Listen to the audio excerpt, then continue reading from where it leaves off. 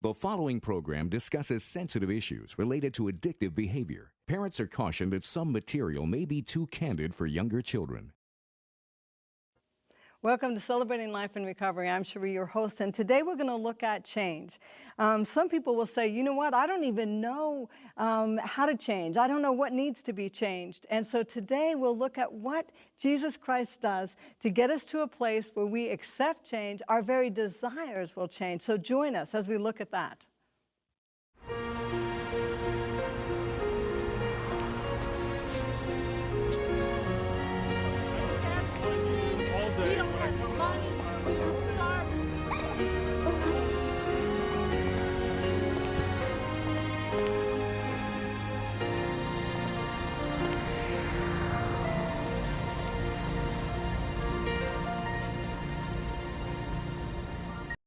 I laugh when I think about when I came to Christ. I was such a mess. I was in a drug house trying to kill myself, had an encounter with God, and felt beyond a shadow of a doubt that He could change my life, and I needed to find a place to recover. So I end up calling the only person I know that was fairly normal. And I had been homeless for 10 years. I had been on the streets for 10 years, surrounded by addicts.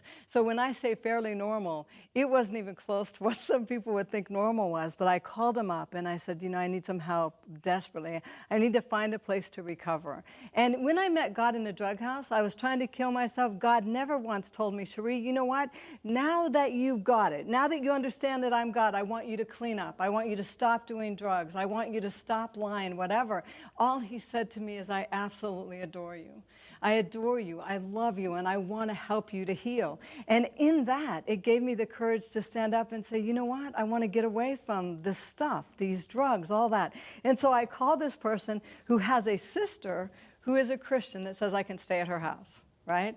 And I drive, 8 hours to get to her house. And I get to her house, and I am withdrawing from drugs because I don't realize that I say no drugs and I'm going to find a place to recover, but I am now not in a good place. And in that, He sets me in a place in a Christian home with somebody that actually is vegan, vegetarian, amazing. And I always joke that this woman was quite a bit older than I am, but she was a health nut. So she was so healthy. She would say, you know what, we need to get outside and get in the sun and all that kind of stuff. We need to hike. And I'm thinking, I smoke like 3 packs of cigarettes a day. I'm a recovering heroin addict. I am withdrawing from drugs. And I'm thinking, you go hike. I'm actually okay, you know. And I remember just being, it was so funny, but she loved and nurtured me and those kind of things. When I finally trusted her enough to really allow her to teach me the Bible, to teach me about what God says, she started teaching me different things. And one of the things she taught me was the story of Mary Magdalene. Right? And Mary Magdalene in the Bible, for those of you that don't know, is a prostitute, right? And she was dragged to Jesus' feet and thrown at His feet. And people were saying, you know what? With her crimes, she should be stoned to death. She should be killed. And God doesn't do that. Jesus doesn't do that. He looks at her with so much compassion that He really convicts them, as God does with us, of their sin, of their damage. And He says, whoever doesn't have any sin, throw the first stone at her and we will condemn her to death. We'll stone her to death. And pretty soon everybody walks away. She is so hesitant to even look up at Him, and He just looks at her with so much love and says, I don't even condemn you. I love you. Go and don't hurt yourself anymore. And when I heard that the first time, go and don't hurt yourself anymore, that God is not saying, go and be good, go and don't embarrass me. He's saying, go and don't hurt yourself. Don't put all this stuff into your life. Don't let people abuse you. Don't get lost in your addictions. I mean, He literally is saying, I just so love you. And she fell so much in love with Him, she followed Him the rest of her life. The rest of her life, she was so dedicated to God, wanted to stand holy in the presence of a holy God because of the love she felt from Him, not because He told her she had to. This is just her response to that love. The next story they tell me, and I love this one, they tell me, she tells me the story about the demoniac. and says, there's a guy in the Bible, and he is ugly. He is ugly. He is like cutting on himself with stones. He's beating people up. He's chained up. He's foaming at the mouth. He's filled with demons.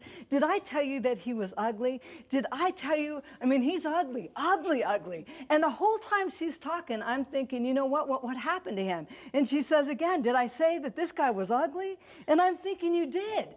And so she says, I mean, ugly, filled with demons, cutting on himself. People tried to chain him up, and he'd break the chains, and they were just afraid of him. And I'm thinking the whole time, well, let me know what happened, because I think I dated that guy. You know? And so she's acting like this is a guy that never has existed. And I'm thinking, you've never been on the streets. You've never been in a lot of prisons, because there are people that are filled with demons. There are people that are so filled with rage that that kind of stuff is normal. And I want to know what happened. And she said, Christ stood in front of him. Everybody else ran. All the other men that Christ was with ran away. But Jesus stood there and knew that in the heart of this guy, he wanted to be normal and he wanted to be well.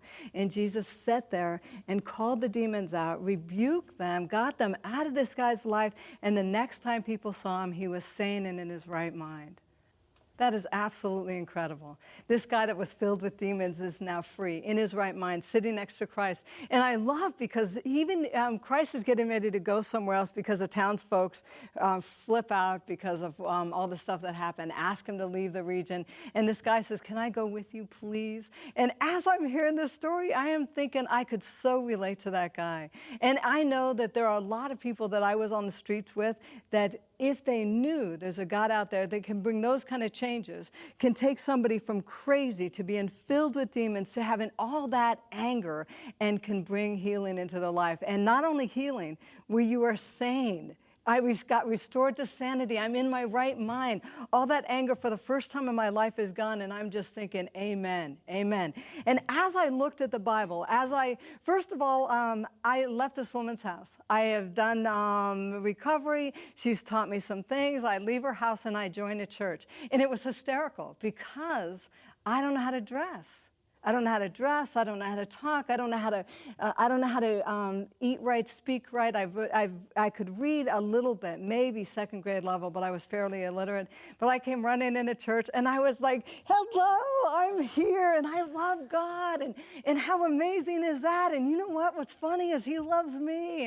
And I remember coming in, and the church I came into was very conservative and very kind of standoffish with my excitement and with definitely the way I looked. Because I came into a very conservative church.